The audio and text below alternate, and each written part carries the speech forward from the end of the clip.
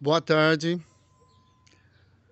Eu fico pensando na expressão que diz Deus, o arquiteto do universo, atribuída à maçonaria, aos maçons. Ah, eu não fiz um estudo ainda focado nisso aí, mas há evidente relação da estética, né? Que isso gerou até algo como uma justificativa de Deus pela beleza, né, das coisas, pela harmonia dos desenhos arquitetônicos.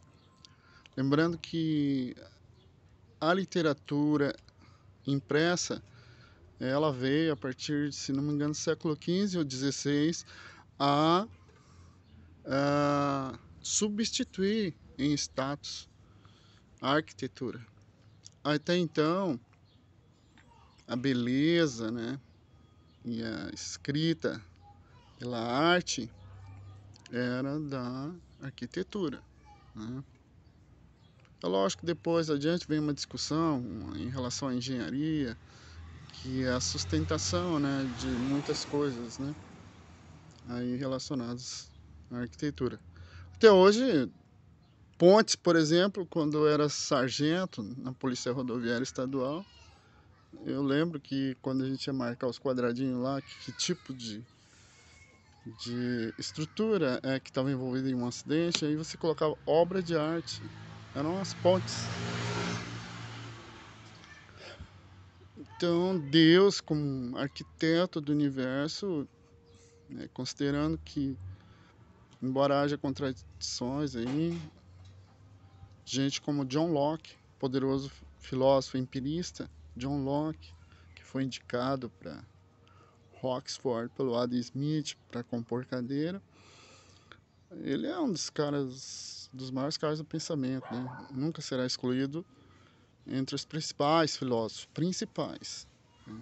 Os grandes filósofos que trouxeram pensamentos revolucionários. Ele lidava, né, tocava. Isso aí, a maçonaria, é, numa época em que os mestres de obras eram também arquitetos, né, considerados arquitetos. Cabe aí muito estudo, a gente pode aí especular sobre isso. Mas o foco para mim, é falar sobre Deus como origem de todas as coisas em relação ao pensamento. Você pode pegar os 20 ateus mais fortes aí que trabalharam sobre a ciência, né, principalmente filosofia, que tem raciocínios poderosíssimos sobre quem somos, o que fazemos, o que queremos, etc, etc. Né? O homem, com a medida das coisas, já que também filosofia. Ah, então eu penso que Deus é o começo de tudo, mesmo que e Deus assim, para nós é mais fácil trabalhar com o raciocínio cristão, que é ainda a maior religião do planeta. Em segundo fica o islamismo, em terceiro é a minha, que é os não religiosos, né? A crença em Deus, às vezes, ela é tão confusa para os não religiosos que nem eles, inclusive, sabem direito o que é esse não acreditar, ou esse acreditar, mas não participar de nenhuma doutrina, né, sobre Deus. E eu acho bastante complexo falar de Deus através dos filósofos e pensadores cristãos, né? Gente da área da literatura, da filosofia, da ciência, que se assumiu.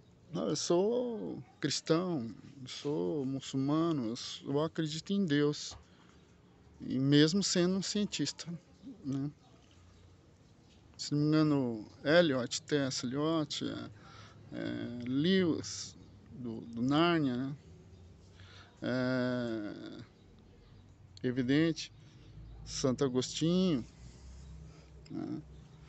E tantos outros que falaram sobre Deus sendo ou cristãos ou muçulmanos. Eu não conheço nem vou ter tempo para adentrar autores muçulmanos, a não ser quando eles vêm até os autores cristãos, vêm em raciocínios, né? Em ideias que a gente trabalha. E para começar, ou eu começo ou eu morro sem começar, então eu acho que demora para eu mais um pouco, não tanto, né? Que eu estou no processo disso, de afirmar através desses autores, né?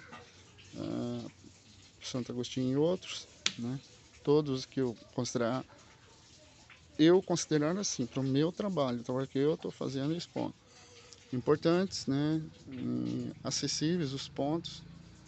E você tem que trabalhar e trabalhar sobre um ponto às vezes, insistir, se você for honesto contigo mesmo e entender que você não está entendendo. Então eu escolhi Robert Alter e Frank Kermode, que me agrada muito pela isenção, né? O trabalho deles e um livro em específico.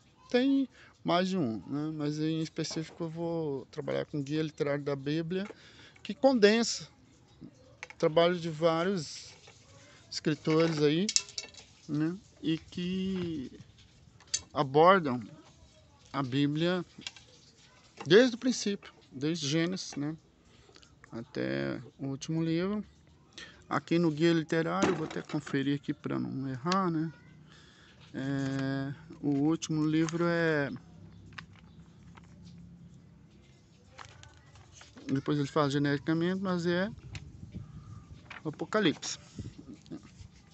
Vai do Gênesis até o Apocalipse. Magnífico o trabalho deles, eu vou dividir com vocês enquanto exponho um domínio de expressão aí, que eu quero que pertença também a outras áreas e que o meu amigo Elias ajudou a elucidar, que eu não devo me preocupar, simplesmente vou ter o canal ali, um canal do YouTube e fazer as playlists conforme cada assunto. Quando trabalho de administração e marketing, ou só administração, ou só marketing, né? Mas eu creio que é difícil isso. Geralmente você toca na teoria de administração, quando trabalhando em marketing, trabalha em marketing, toca em marketing, quando trabalhando em teoria de administração. Elas são difíceis de estarem isolados, ao menos na minha visão. Falando de Deus, de arte, de literatura, enfim, em gerais, vou separar em playlist. E inaugural eu decidi falar nesses vídeos de Deus com esses autores, né? Que eu acabei de falar, Robert Alter e Frank Kermode, tá? O Alter está vivo, né? O Kermode faleceu acho que em 2010. Jack Mills, vivo, que escreveu esse livro. Deus, uma biografia, né? Eu vou falando sobre ele.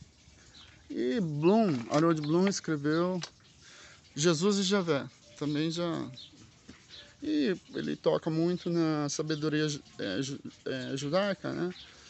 Tem o livro dele Onde Encontrar a Sabedoria, onde ele já começa com autores, né, judeus. Eu não esqueço da frase, mais carne, mais vermes. Mas é para época, né? Hoje os procedimentos são diferentes, não é bem assim, mas é mais para os cães, né, os vermífugos. Mas nós temos que ficar atentos, não estamos livres, né? Não só das bactérias, sempre atento, mas também de vermes. E a gente tem que, não é assim tão automático você não tê-los. Eu não tenho, que eu saiba, os últimos exames deram, tô tranquilo, apesar de eu amar carne, mas eu não tô tendo dinheiro para comprar, então tá bem pouco aí. E ovo sempre frito. O livro de Jack Mills, a primeira consideração que eu acho importante a fazer é como vai trabalhar sobre uma biografia de Deus. Ele se preocupa em colocar duas linhas que foram estabelecidas, né, no universo teórico. Deixa eu encontrar aqui que eu fiz minhas anotações. Que é um grupo chamado... São dois grupos que abordam um personagem. Aqui no caso não é Deus que ele está trabalhando. Ele começa falando Hamlet, o grande personagem de Shakespeare. E a discussão é, você escrevendo uma biografia, porque ele vai fazer a biografia de Deus, então ele faz esse prelúdio. Hamlet, no caso. Quem é Hamlet? Se você pensa no Hamlet como literalmente do que ele coloca, um personagem literário que vive uma vida que começa do nascimento até a morte, ou é um desenvolvimento do começo até o fim de uma obra? Isso acabou por gerar dois grandes grupos antagônicos, rivais, né? Que é o grupo dos acadêmicos, né, propriamente, e críticos. São os dois grupos, crítico e acadêmico. Os críticos os críticos são os que acreditam no personagem, que eu simpatizei logo de cara, né? Você fazer uma extensão. Porque eu sou um leitor que, se eu li Mickey Mouse, Tio Patinhas, se eu vejo Wolverine, a minha imaginação, ela transcende o que está escrito. Eu começo a imaginar algumas coisas dele e estabelecer ele. Certamente, se houver uma comparação, às vezes quando o filme sobre um personagem que já vem do HQ desperta discussões, é porque justamente o imaginário de cada um tem extensões. E aí ele pensa num Wolverine, num Homem-Aranha tal, que não é aquele que o outro, com o outro, com o outro. Aí vem a discussão dos grupos, né, os nichos de fãs apaixonados pelos personagens de HQ. Que no caso Hamlet, né, então é isso, os críticos, eles vão nessa linha, não há mais. Já os acadêmicos, não. Não, o que tem é aquilo ali que está na obra. Você não fica pensando, porque o Hamlet usaria sapato laranja. Não está isso na obra, está fora. E aí ele até vem aqui usando o próprio Shakespeare. A peça é o que interessa. Hamlet fala isso, né? No próprio Hamlet. E ele fala depois aqui também. Até o Karnal fala essa frase quando fala de Hamlet. E o resto é silêncio, né? São os acadêmicos dizendo, é só a peça. Dois nomes são bastante marcantes aí. Um é Bradley, que eu não sei o que significou A.C. Bradley, estou fazendo leitura aqui. O que me interessa aqui mais nesse momento, né, adentrar a Deus, uma biografia, mas estou fazendo esse prelúdio, esse preâmbulo aqui, junto com o autor, que é o Jack Mills, tá? Jack Mills ele de origem judaica, né? Um judeu, ele tem essa linha, né? E uma figura muito forte no meio literário. O cara que escreveu esse livro. Ele tá aí. O currículo dele é extenso e forte. Só instituições muito fortes.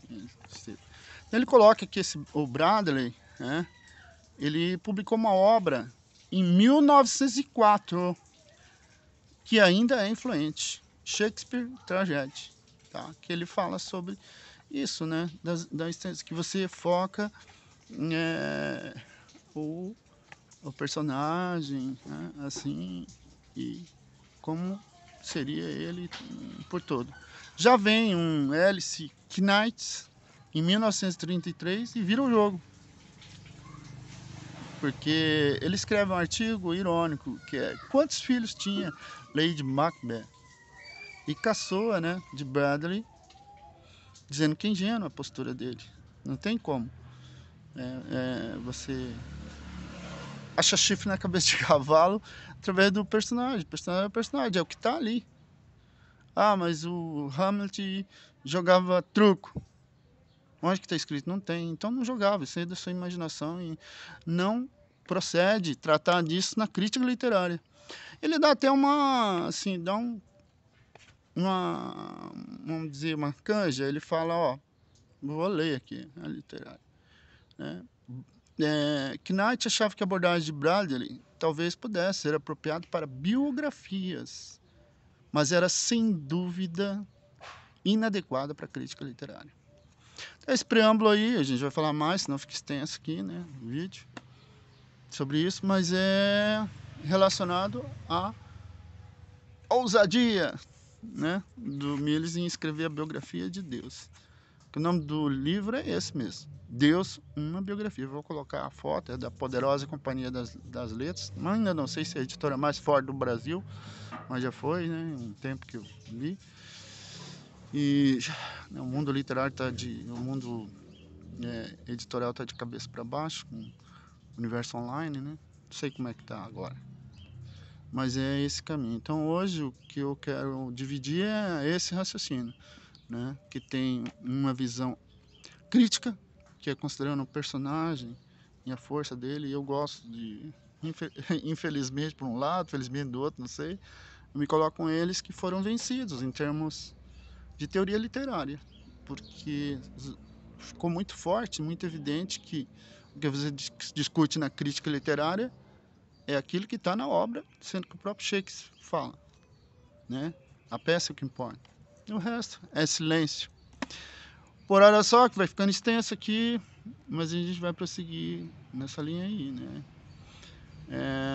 O Facebook é um apoio aos meus rascunhos, porque eu vou testando isso aí e depois vou publicar no YouTube, ok?